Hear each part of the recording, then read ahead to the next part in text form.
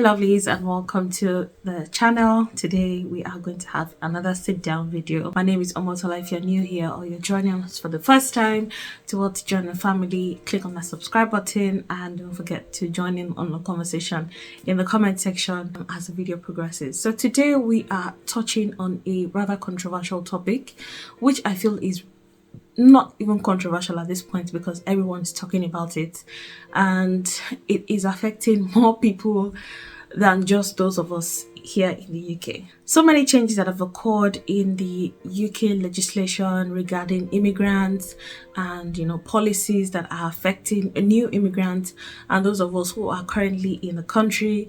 A lot has happened, a lot has been said, and there's just a lot to unpack in this video, but we'll just try to make it as interactive as possible and just talk about the key areas that border on what the implications of these changes are and how it impacts us all. And the whole movement of immigrants, I'm not talking about just Nigerians or Africans, I'm talking about immigrants generally from all over the world coming into the UK with the changes, implementation of new policies ranging from who can come in, what route to come in. I believe we can all agree that people migrate for different reasons. Most of us who come into the UK, it is for a better standard of living or just for our children. The recent changes that are starting to bother people is the payments and the cost of immigration, not just monetary value right now. It's some of the implementations like your dependents. If you ask most Africans, they will tell you, because we are family-oriented people, we have a communal way of living where our family is very important to us. For most of us, I would believe. If you ask most people why they are moving, it would be to secure their children's future or to just elevate their own family to a better lifestyle, standard of living, basic infrastructure, things like that. Now, I remember when there was a lot of back talk regarding dependents and who will be able to bring in dependents, if you would be able to bring in your dependents at all. That was when Tola Lusi was still in office, and it really put a lot of people off, myself included. What's the point of investing so much money into coming into the country and you still can't bring your family? For those of us who are in the country as it is, we know how easy, for a lack of a better word, it is to save money, put money aside, and or constantly keep sending money back home. Except like there's two of you here and you're able to pay your bills here in the country and then have leftovers to actually send money back home. Now, as immigrants, we're not going to tell you how to run your country, and I know there will be a lot of back talk in the comment section, but while we are free to express ourselves, there should also be decorum. These are important topics that not only bother immigrants, they also bother you. I'm talking about the Indigens right now because some of these implementations and new laws are also affecting the locals. I mean, there are a couple of people who are drastically affected by this, and I would say it's unfair because it's not just for the Africans. I know a particular person whose sister is stuck. I'm talking about a British national. Her sister is stuck in France with her fiancé. The fiancé is stuck in France, rather. The fiancé can't come in because the sister, who is a British national, is not earning up to the 38,000 per annum, and the relationship is either doomed or she will have to relocate to France. So there's a lot of dynamics to all of this. Some of these policies they need to be revisited because people's lives are really affected by this.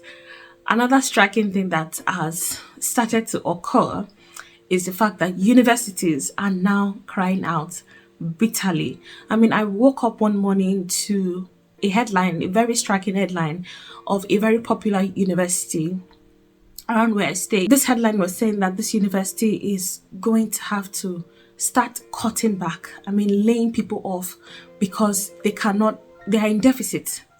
They are in deficit, like I think it was about 20 million in deficit because the numbers have dropped. I mean, people are not looking to come to study here because why would I want to come and study a 2-year course as a master's student and not bring my family? Why would I want to apply for a healthcare position and not bring my family? This is healthcare that we know that your COS is going to last for either 2 years or 5 years or 3 years, and I won't bring my family. I won't be able to bring my family. What am I going to spend all of this money for and not bring my family? I mean, I don't know about any other continent, but which African will be okay with that idea to come into this country and work and work and work? And you know how mentally draining the healthcare sector is. Well, I know that for sure because I've worked there. You need all the support that you can get, and this country is quite lonely. So you need your support system. You need your family as a person. If you're going to come to this country, even if you're going to come alone, at least you know that you are saving up to bring your family.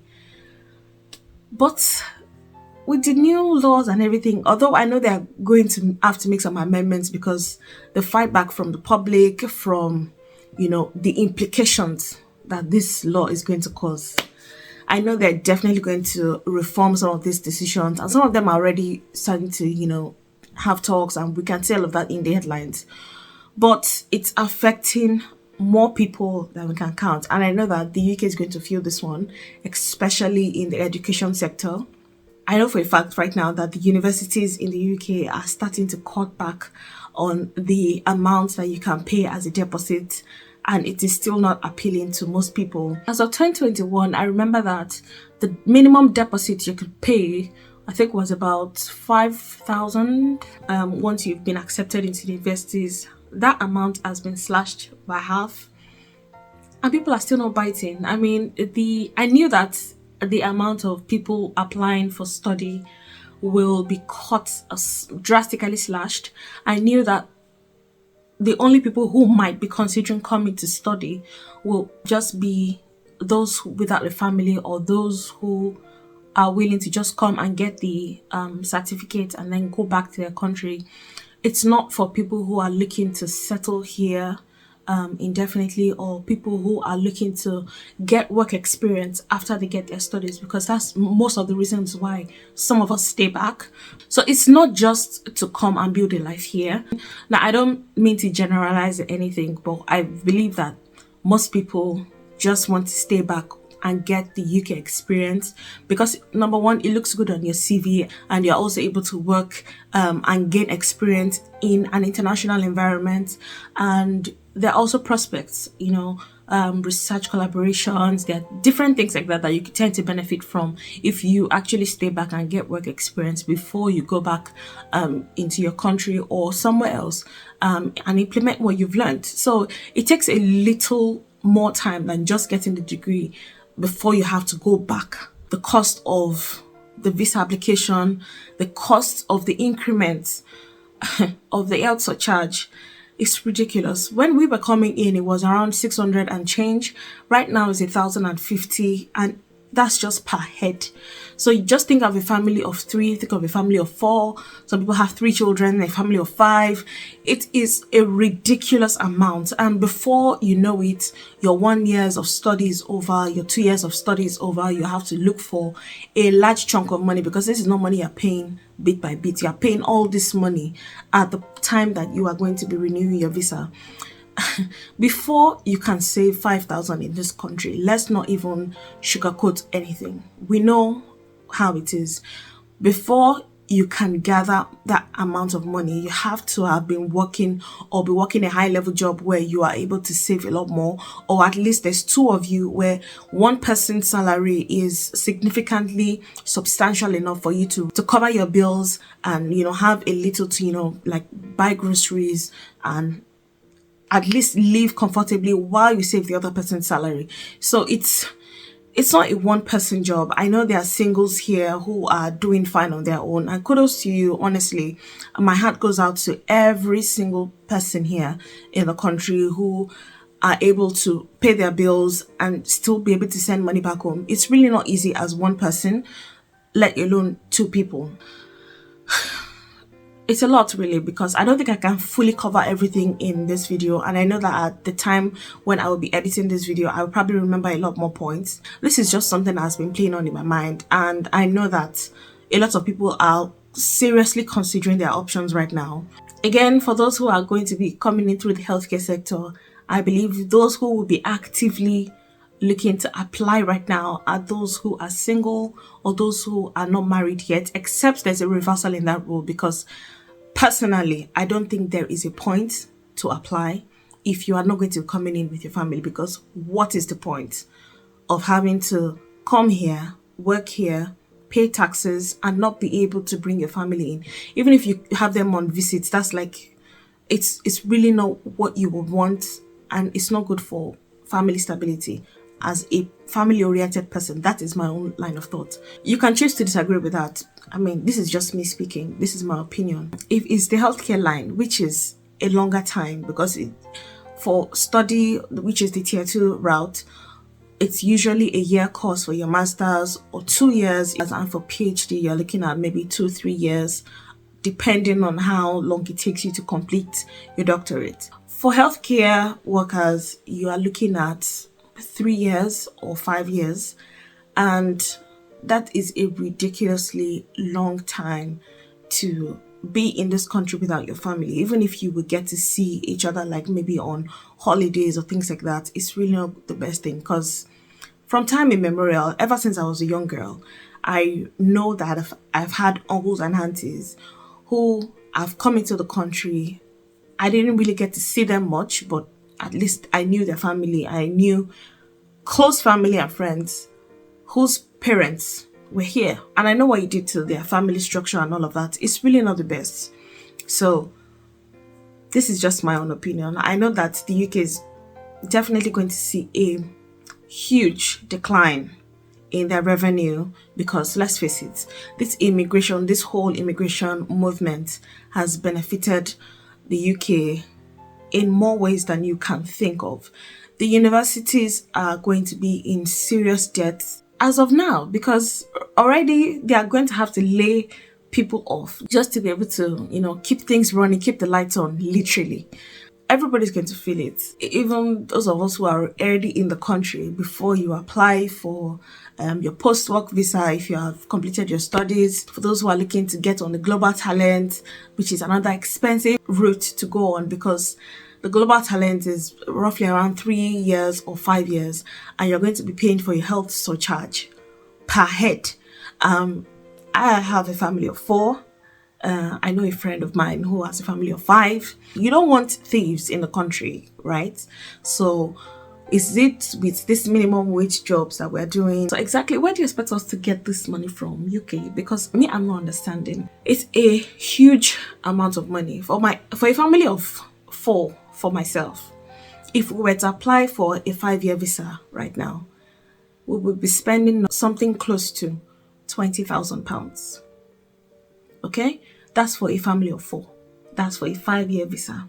You don't want thieves. I understand that. You don't want people who have embezzled or stolen money from somewhere to come and settle in your country. But where exactly do you put this money, or do you keep this money? Let's say you come in on a tier 2 visa and you had a 1-year course. You finish your 1-year study. Before that 1-year study, you have 3 months before your visa expires. You need to come up with money. Let's say you are a family of 4, like myself.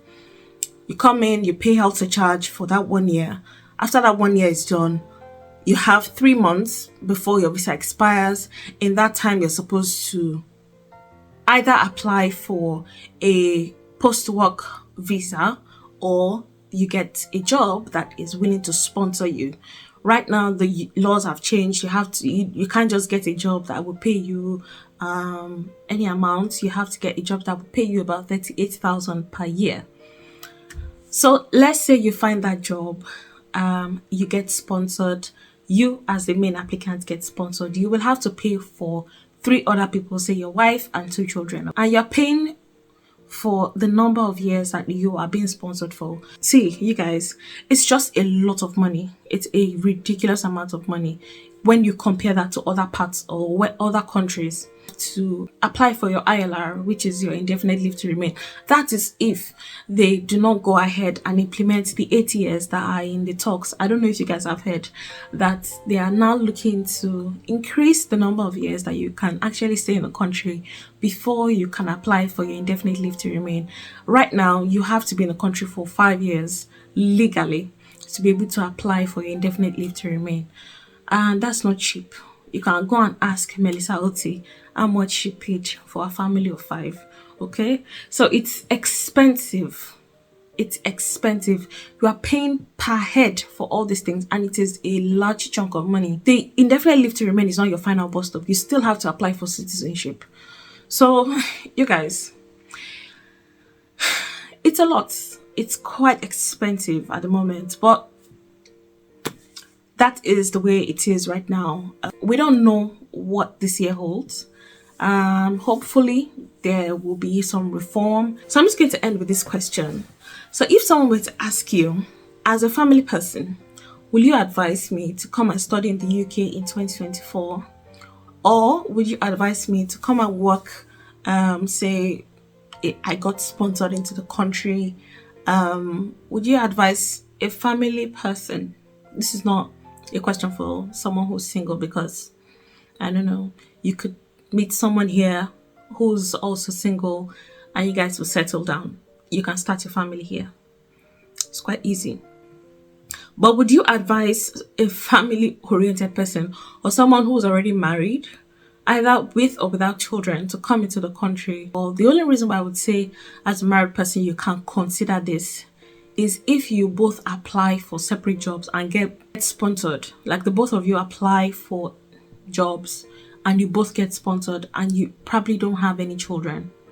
Yeah, that would work, because you can come in, you're already married, you live together and all of that.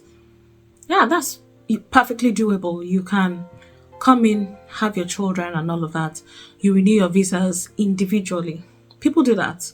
I mean, so if you have children, it's a different case. It's a different case. So if you know anyone who's currently contemplating coming into the UK as a family person, would you advise them to do so in 2024? That's my question. I'm just going to leave that there and we can continue this conversation in the comment section. I know my answer and I think it is quite obvious at this point, but that's just me. I will not advise any family-oriented person to come and apply in 2024. That's me. What do you guys think? I will see you guys in my next one.